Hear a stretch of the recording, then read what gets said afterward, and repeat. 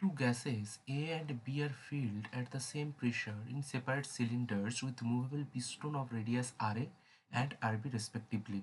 On supplying an equal amount of heat to both the systems reversibly under constant pressure, the piston of gas A and B are displaced by 9 centimeter, 16 centimeter and 9 centimeter respectively. If the change in the internal energy is the same, then the ratio of RA and RB. ওকে, তো দেখো যেহেতু পিস্টনের surface always circular হয়, দেখো এরকমভাবে দুটো piston আছে, এটা এ piston আর এটা হচ্ছে বি পিস্টন।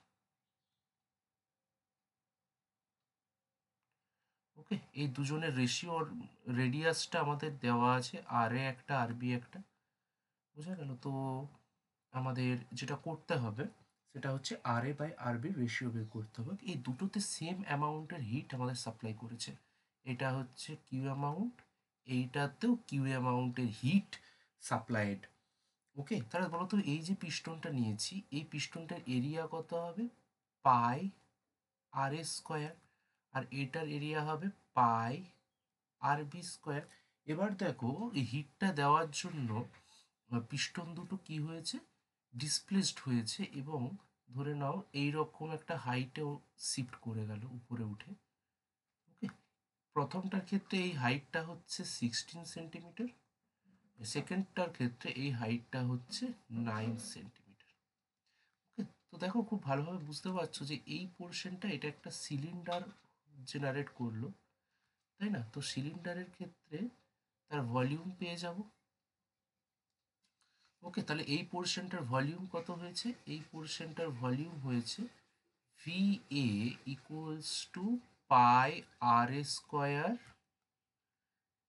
পাই আর এ স্কোয়ার ইন্টু 16, আর এইটার ভলিউম হয়েছে এই পোর্শনটাতে V B equals to pi R B square into 9।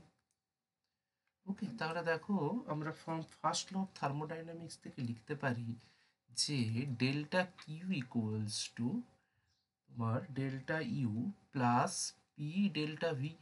সিমিলারভাবে এইটার ক্ষেত্রেও তাই, দুটো পিস্টনের ক্ষেত্রে delta U plus P delta V, তাই না? তো দুটো হিটই তো সমান, তাহলে এদের ইন্টারনাল এনার্জি চেঞ্জটা যদি সেম হয়, তো দেখো change in their internal energy is the same, then এদের সাপ্লাইড হিট আর ইন্টারনাল এনার্জির চেঞ্জের যে ডিফারেন্স এইটাও নিশ্চয়ই সেম হবে দুটো ক্ষেত্রে, তাই না? তাহলে দেখো পি ডেল্টা ভি, তো এই দুটোকে তোমরা ইকুয়াল করে দেবে। দেখো আমার আরও বলেছে যে সিলিন্ডারগুলো সেম প্রেসারে আছে, তাহলে দেখো দুটোকে যদি সেম করো তাহলে পি বাদ চলে যাচ্ছে, এইটা এ আর এটা বি করে দিচ্ছি ভলিউম দুটো, তাহলে V A equals to delta V B হবে, চেঞ্জ ইন ভলিউমটাও তাদের সেম হবে। তো দেখো রেজাল্টটা বসাও, pi of R A square into 16 equals to pi R B square into 9,